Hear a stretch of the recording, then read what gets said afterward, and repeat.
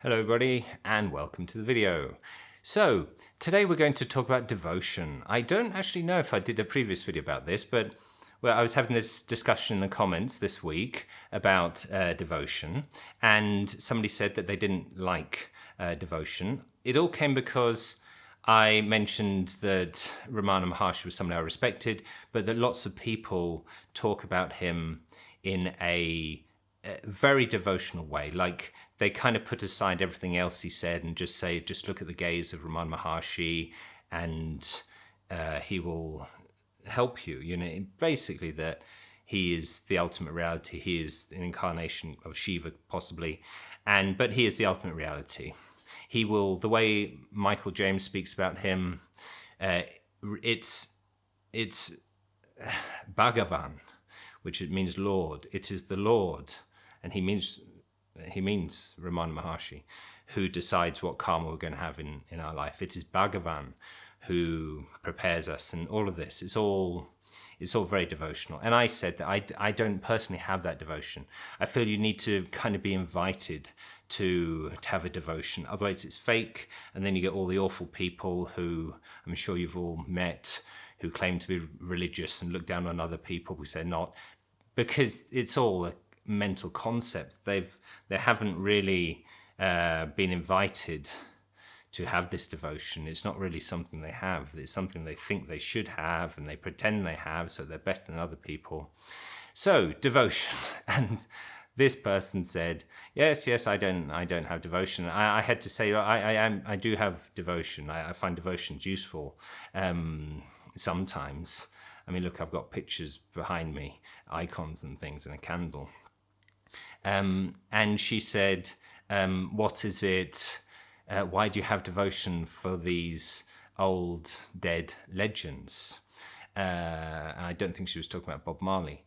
I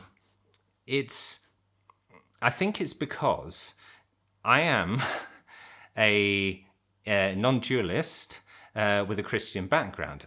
You could say I'm a Christian non-dualist, but I talk mostly about Advaita Vedanta. I'm definitely not a Hindu, although that is the main topic that I'm interested in because they have the best explanations, to be honest. They really have gone into it and have all the answers, I think.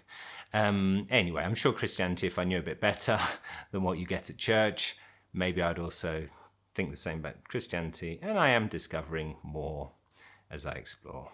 But the thing is that with non-duality, when you're told that you are the ultimate reality, in the beginning there is a temptation, which I had, of thinking, I can control the world now because I'm God. James is the person who makes all this happen. That person isn't in my awareness. It doesn't matter, they don't exist anymore. Yes. So until you learn that that's all just a confused way of looking at things.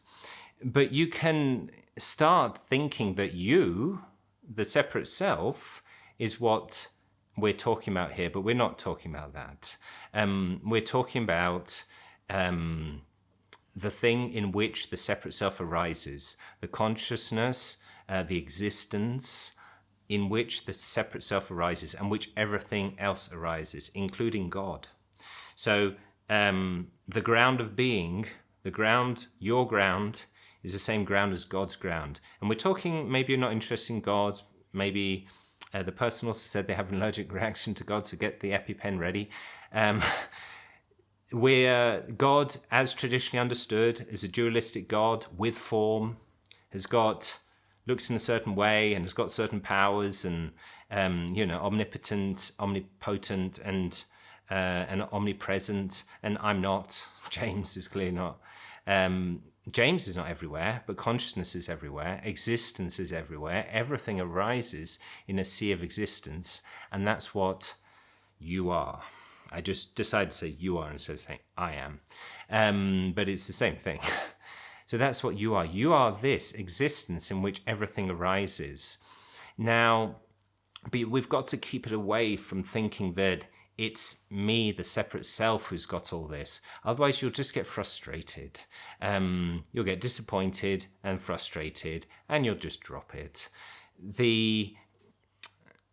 So devotion is good so to kind of take the power away from the separate self, take the power away from the ego.